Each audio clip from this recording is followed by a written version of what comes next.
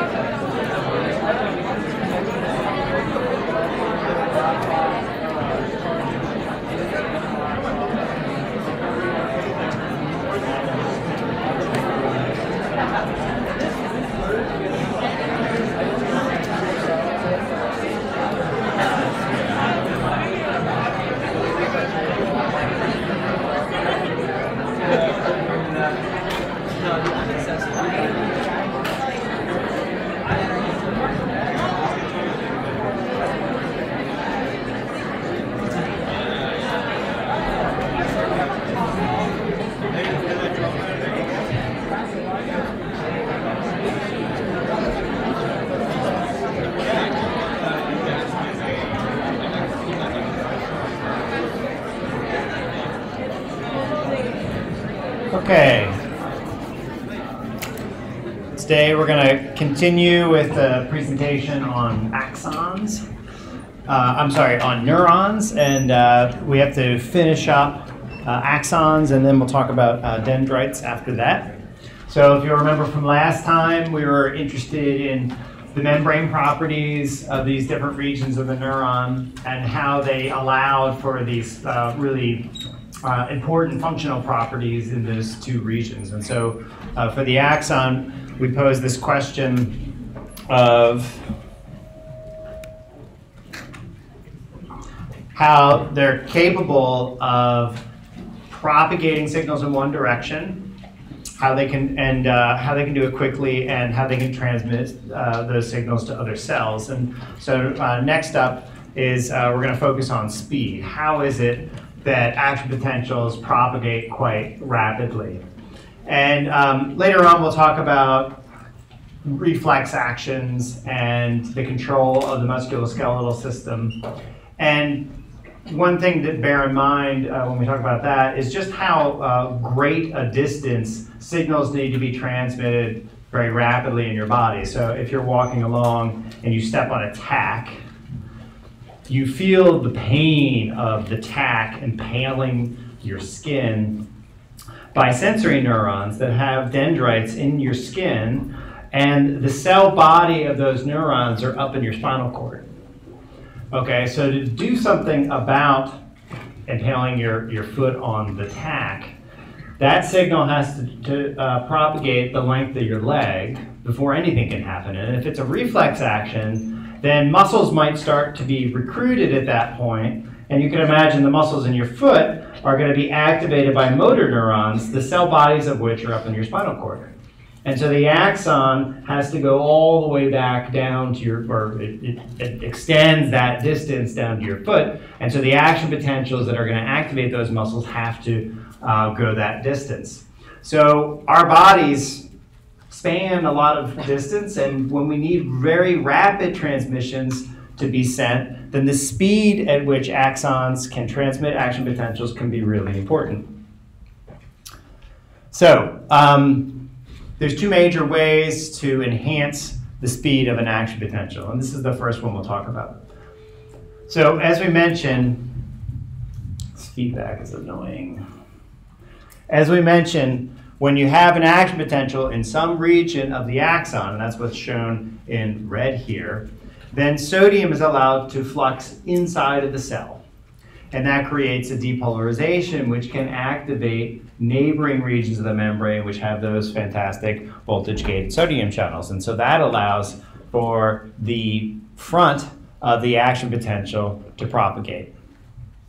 But here's one thing I haven't told you yet about about this influx of sodium. Sodium is really small, and as we know from Fick's law, really small dissolved particles can traverse more easily across the membrane. And it turns out that the sodium that moves into the cell to create these depolarizations can leak back out of the cell. The membrane is leaky to sodium. And that creates a source of inefficiency in this transmission of an excitatory signal. So this is true for an axon that doesn't have anything beyond its plasma membrane, and we call that unmyelinated, which is the term down here.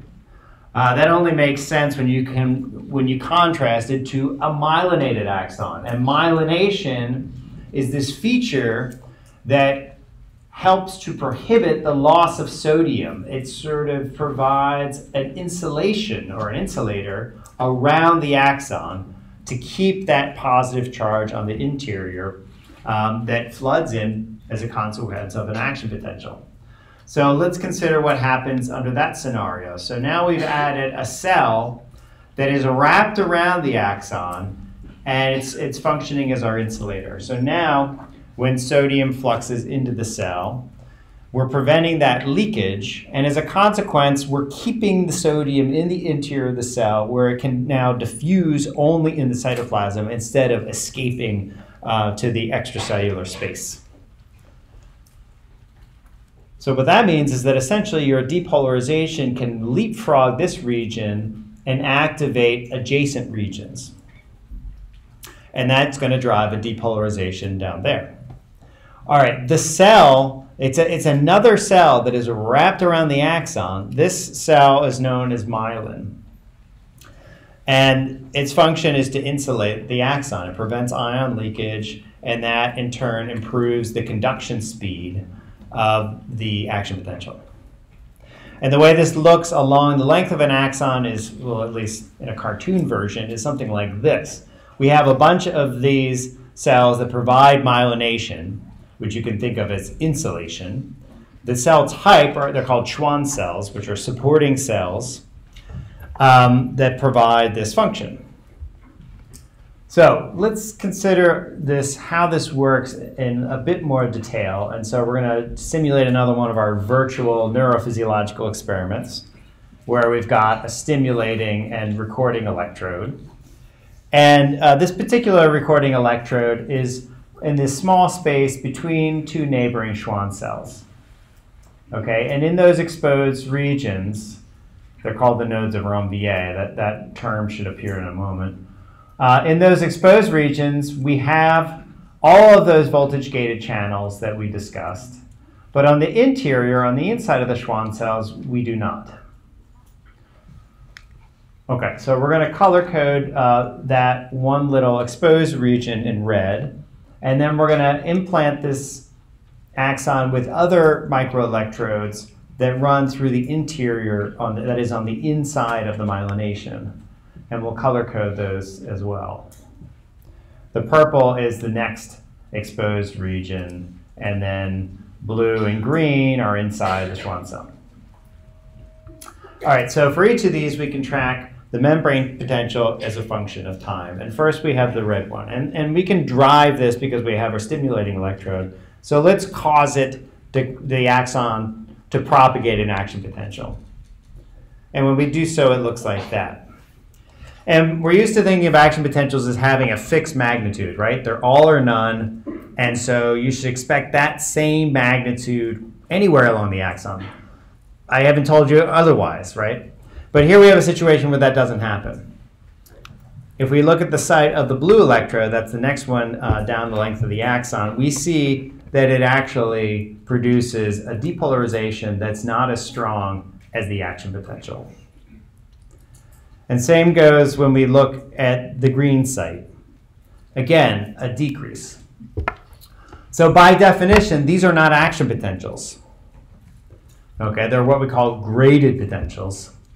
And what it means is that since there are no voltage-gated channels on the interior of the myelin, there are no action potentials there. And so essentially the sodium influx at the red site here is diffusing down the length of the axon. That's driving a depolarization. It's just that it's not tripping any voltage-gated sodium channels in that region. And you see that reflected by a decrease in the intensity of the depolarization. Now, if the depolarization is still above threshold by the time it reaches the purple site, that's going to drive an action potential, because at the purple site we have an exposed region, that's the node of Ranvier. At that site there are voltage-gated sodium channels that are ready to go and create another action potential, and that's in fact what we find in this situation. So we've got the initial action potential at the red site, and then a subsequent action potential later in time at the purple site. And in between, we have these gradient potentials. And notice that the peak is delayed in time, and then we also have a decrease in intensity. So essentially what happens is that the depolarization, or I should say the action potential, is leapfrogging to these exposed regions, the nodes of Ranvier, that are between the myelinated regions. And that speeds up the propagation. So, just to clarify, yeah. What's the difference between myelin and Schwann cell? Schwann cell is just the cell type. Myelination is the property of providing insulation for the axon. It's a semantic distinction. All right, so how does the Schwann cell do this? Well, the Schwann cell essentially is, you take a cell, the Schwann cell, and you wrap it around like it's duct tape around the axon. The cell membrane of all cells provides some resistance. That's what Fick's law tells you. So if you want to increase the resistance, you want to make it thicker. That's one way to increase the resistance. And the way that that's achieved by the cell is just by taking that cell membrane and wrapping it around and around. And so if you look at a TEM of the cross-section of an axon, it looks like this, where you have what look like the growth lines of a tree trunk, but each of those dark regions is the cell membrane. And these are the cell membranes of a single cell that is wrapped around the axon. This light region is the center of the axon. This is the Schwann cell around and around and around on the outside with its nucleus right there. Okay, so it's providing the myelin, which is again providing insulation for the axon. And here we have that term, the node of Ranvier, which is packed with voltage-gated channels. Those are the little exposed regions, and they are just like I've explained axons up to this point. So all we're adding here is that there are these regions that aren't like that, regions of the axon that don't have the voltage-gated channels. They are instead wrapped with myelin, and that serves to increase the propagation and also increase the efficiency of the sodium ions that move into the axon on each action potential. Now, the other way that the propagation can be increased is just by increasing the diameter of the axon. And so what you find is that for axons like the ones running to the muscles in your toes that propagate signals rapidly, and ones that are associated with rapid actions are ones that are higher in diameter, whereas neurons that can afford to be slower tend to be smaller in diameter. Okay, so how can they propagate quickly? We just addressed that question. We have myelination and the diameter of the axon. Okay, so that leaves for axons the story of how the information, or how these action potentials are then capable of transmitting information to neighboring cells. How do they do that? Well, the chief way that this is done between axons, or between neurons, is via a chemical synapse. So the term synapse it's an anatomical term. This is a physical entity, the synapse. And we have action potentials that cause the release of neurotransmitter and effectively hand off that excitatory stimulus from one neuron to the other across the synapse. So a key player in this is a voltage-gated channel, but this time it's not sodium, it's calcium. And we'll see how calcium, especially when we talk about muscles, it not only can affect the membrane potential in a similar way as sodium, but it also can serve as a messaging molecule. There are proteins that bind calcium and are activated by calcium, in particular motor proteins. And that's what happens here. So in the presynaptic cell, this is the one that's going to be carrying the action potential to the other cell. It holds at its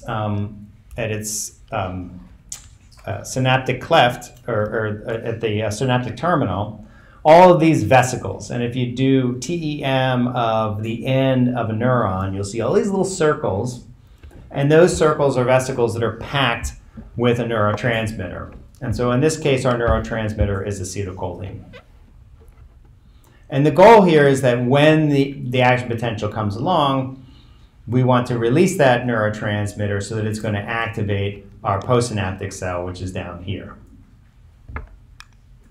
Okay, that's all orchestrated by the sort of response that you get from calcium. So first of all, the action potential reaches this terminal. That trigger, that depolarization, much like the sodium voltage-gated channels, triggers the calcium channels to open, which allows for an influx of intracellular calcium. Now, motor proteins, which aren't shown here, are activated by this influx of calcium, and they essentially, like a truck that's carrying a payload, drive the synaptic vesicles towards the axon terminal, which begins the process of exocytosis. So as this vesicle binds to the plasma membrane with a protein, docking protein, that allows a release of the acetylcholine that's contained inside that vesicle. So it's free to move down its chemical concentration gradient into the cleft, the space between the pre- and postsynaptic cells.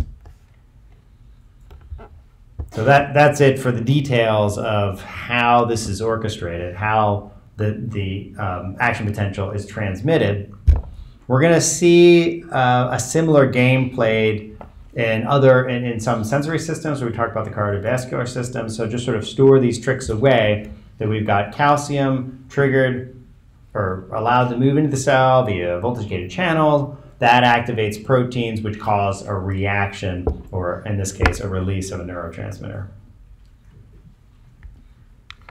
Okay, so what's so special about an axon? This was our initial question for the axon lecture. They transmit signals. They do this in one direction. We saw how that was facilitated by the refractory period. Okay, it's a fairly non-intuitive phenomenon that a property that you can exhibit at one spot via recording as a function of time creates a spatial situation where you have a propagation of an action potential down the length of the axon.